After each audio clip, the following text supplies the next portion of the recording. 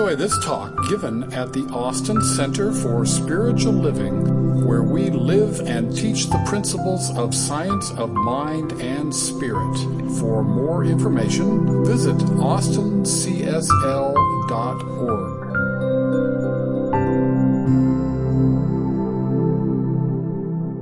Okay, so now I will introduce what you've been waiting for, Lamar.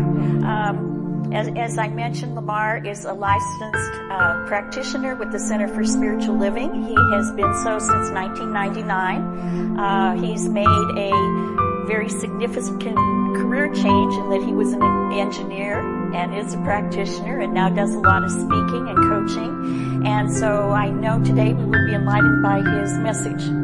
Lamar. So the title of the talk today is Remember Who You Are. There's this story that I heard years ago. There's this mother overheard the conversation between her two little children, her girl through the baby monitor. And the girl is about 4 years old, and the girl's younger brother is maybe 2 years old. And she asked him, "Can you still remember what it's like on the other side? Please tell me, I'm beginning to forget." Brings chills to me. And then I found this other story by a lady from California. She says, "When my daughter was 3.5, I asked her if she liked being in my womb." What an unusual question. She said, "Yes. At first I could move around, but then I couldn't. So she was ready to come out." I then asked her if she could remember being born. She said yes. And she described the room and the events that took place. And she was born at home. We moved when she was 2 years old from there. The next year, the mother asked the girl the same question. The little girl had no memory of ever mentioning it to her mom or of ever having had those memories. So it makes you wonder what happens in those first 3 to 4 years as we emerge from the nothingness into this physical world. How that veil of memory kind of gets clouded so we don't remember all of that. Has anyone here ever had any memories like that? Because I know I have not, except maybe in a rebirthing session. So we have one hand that says they have. We emerge from this nothingness to be born onto this planet. We come from that apparent appearance of nothingness. The divine presence, which is the divine presence, and we are born as that presence onto this planet in human form. How often do you take time to remember who you are at that level? You are a brilliant being of light, incarnated on this planet in human form. Do you take time to remember that aspect of who you are? You are not a human being having occasional spiritual experiences. You are a spiritual being living human experiences. Isn't that a different shift, a different mindset? So it's good to remember who we are. A quantum physicist will tell you that you are vibrating quanta, the single unit of quantum energy. Can you ever feel the vibration inside of you? I do often. The more you meditate, the more you get still inside, you can feel that vibration inside. And that vibration is literally the energy of God within us. And that is the energy and that intelligence that's guiding us. So let's remember who we are.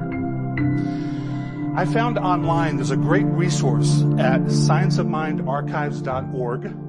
A lot of free downloads, including books that are in the public domain. Some are Ernest Holmes, the founder of this philosophy. Some of his talks, or a little bit of his talks, are available. I found this article that he wrote called Be Yourself. There is a spirit in man, and God himself is incarnated in every soul. This spirit within us is the gift of heaven, and without it we would not be alive. It is a recognition of this spirit within us that is a true starting point for the development of personality. Let's do a system reset. And the way we do that, let's take a deep breath in and realize that as you just relax and reset your nervous system, your thinking system to this reality, to this truth. Your self-identity is based on who you believe yourself to be. Your self-identity dictates how you perceive life. Your self-identity is how you remember who you are. If you remember yourself as, I'm not good at math, what happens when it comes to math? Right? How many little children have you heard say, I'm not good at math? If only their parents or teachers knew to tell them, just hold the thought that you could possibly be good at math, then when they sit in class, they could hear it. They would learn it. They would recall it. They would understand it. But when we decide that we're not good at something, when we decide who we are, that dictates our life experiences. That's our choice. Spirit takes the lead from our choices. If we remember that we're not likable, you have this wonderful feature, thank you, Don. You have this wonderful feature of this thing in the back of the brain back here called the reticular activating system. And based on what you believe, perceive, expect, your paradigms of life, this filter for all of life lets you see what you believe. This is why the saying is, a lot of people think they'll believe it when they see it. The truth is, we need to believe it before we see it.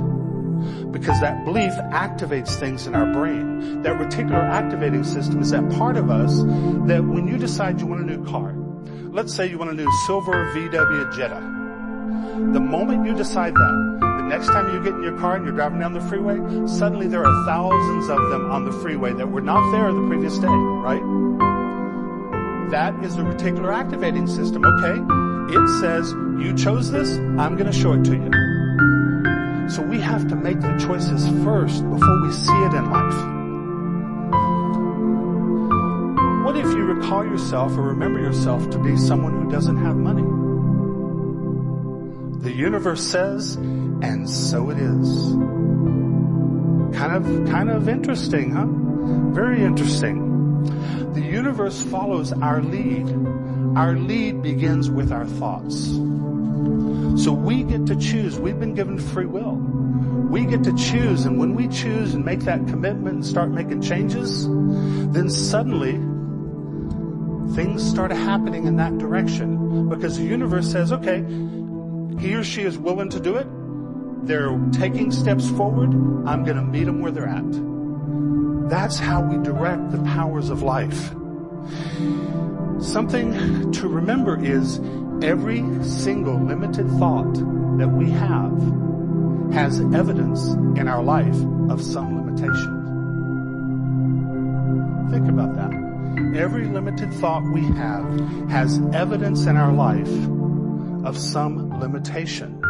Because thought is the beginning point of where God matches our consciousness and comes into that point in our life. What are we doing when we remember from our human reservoir of limited thinking? Right? We have reservoirs of limited thinking, which I'm about to go into. What happens when we do that? We're using our free will to choose to regurgitate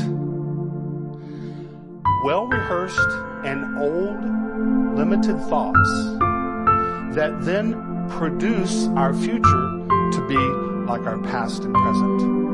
So when we're pulling thoughts from that human limited thinking reservoir of thoughts, that's what we're creating. We're recreating what we have now for our future. Is that what everybody wants in every area of life? Or do you want something different?